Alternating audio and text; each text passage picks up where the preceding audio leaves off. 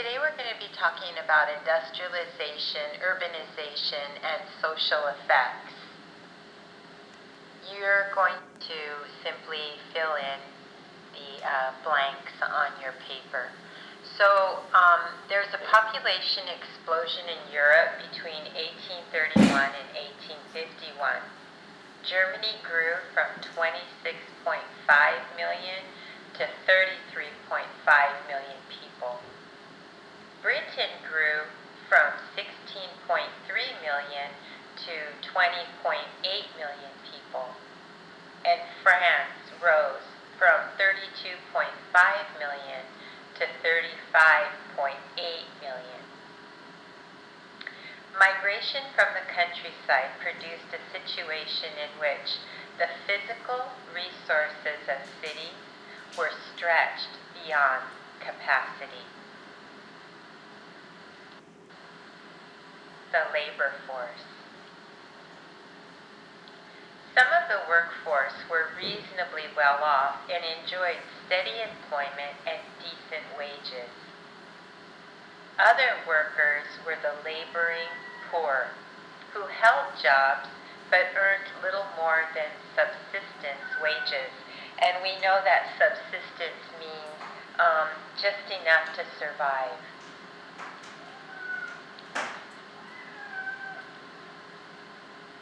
The working conditions of women and children shocked Europe.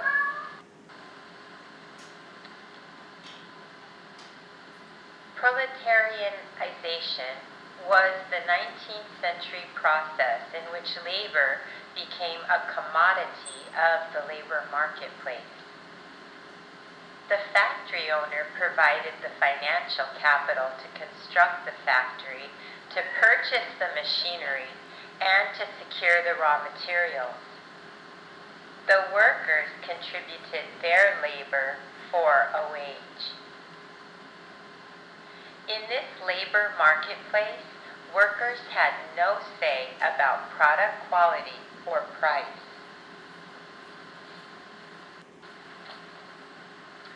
Now we're going to look at a movement that didn't last very long. It's the Chartists.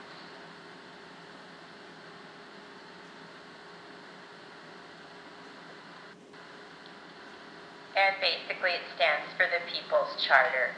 It's a radical campaign for parliamentary reform of labor inequalities. British workers hung their hopes for reform on this platform that demanded 6 specific reforms. They wanted votes for all men, equal electoral districts, abolition of the requirement that members of Parliament be property owners, payment for members of Parliament. Payment for members of Parliament is huge because if you are a working class person, you cannot afford to volunteer your time to be a member of Parliament, whereas the wealthy, they have that kind of time and they can afford to be members of Parliament. So by providing pay to be a member of Parliament, basically you're equalizing the voices that are going to be heard in government. And annual general elections. A secret ballot. Another huge request, because if your ballot is public, you can be coerced into voting for someone that you may not want to vote for. But the secret ballot allows you to vote whatever your conscience is or whatever you believe to be the best person. Okay, so now we're looking at the politics of industrialization. State ownership of some of the industries. We have the railroads in Belgium and most of Germany being state-owned. Tariffs, that would be the British Corn Laws.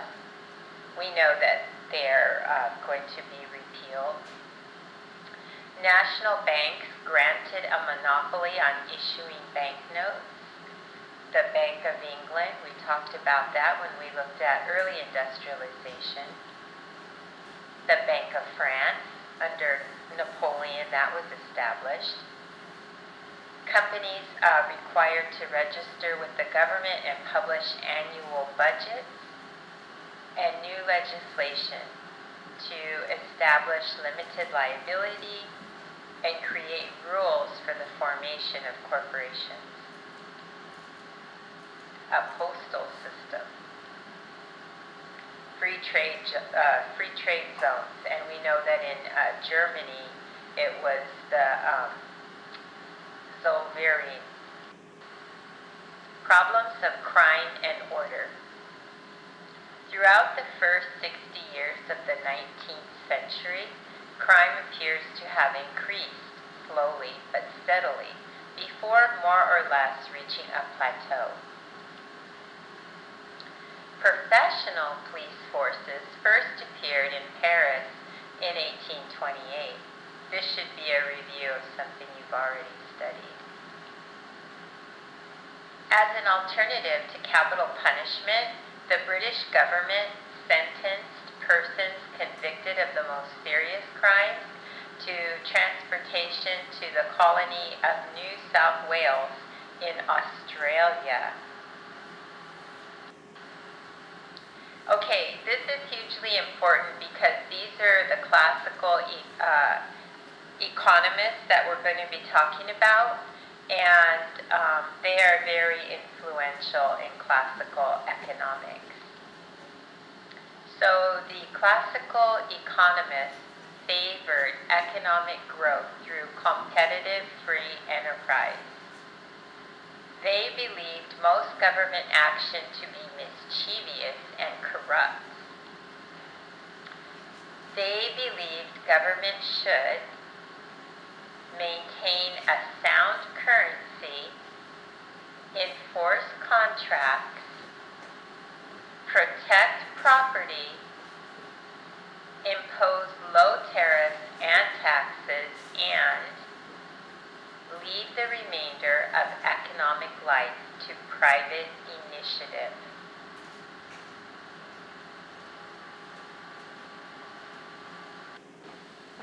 Okay, so the first classical economist we're going to talk about is Thomas Malthus. He believed that population growth will outpace the food supply. He also believed that war, disease, or famine could control population. He believed that the poor should have less children, and that in general, people should practice family planning.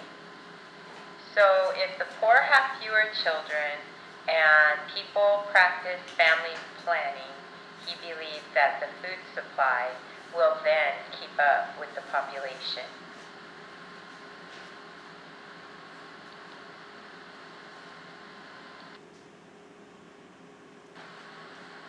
David Ricardo, another classical economist. In his book, Principles of Political Economy, Ricardo supported employers in their reluctance to raise wages. His ideas were based on the iron law of wages. When wages are high, workers have more children. More children create a large labor surplus that depresses wages. So, in essence, his ideas also agree with Malthus, who said that,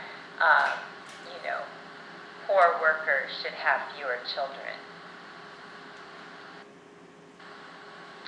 Now let's look at the utilitarians. We've got Bentham and we have John Stuart Mill.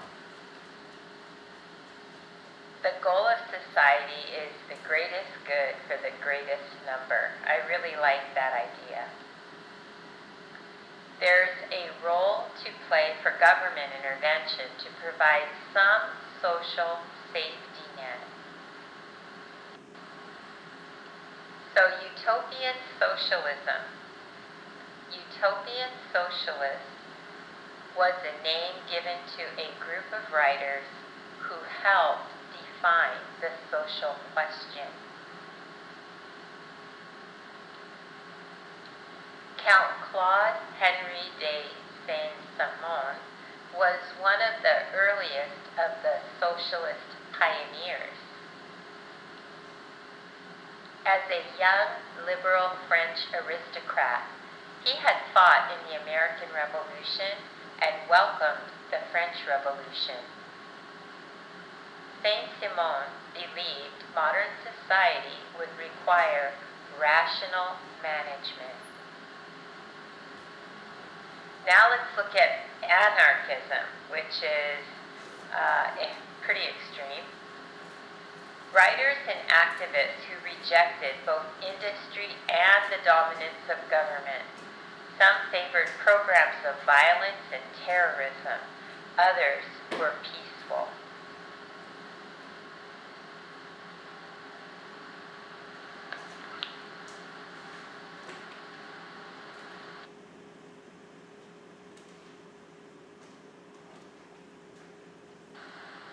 Marxism.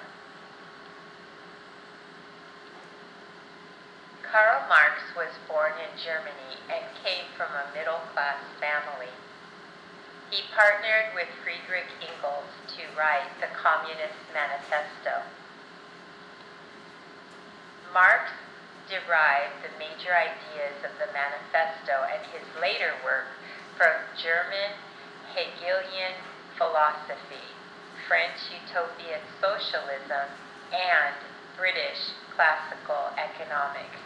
Remember, I mentioned to you the abuses of the capitalist system in the Industrial Revolution, the way that workers were taken advantage of and treated very poorly. These led people to come up with new ideas on how an economy could be run. You had your socialists, and now we're talking about Marxism, which eventually becomes communism. And these are all in response to the abuses of the Industrial Revolution, capitalism. There's a handout in your book. It is on page 53, and it goes through page 55, giving you more details on Karl Marx and his Marxist ideas. So that's the end of our review of this period of history that encompasses European industrialization, urbanization, and socialist effects.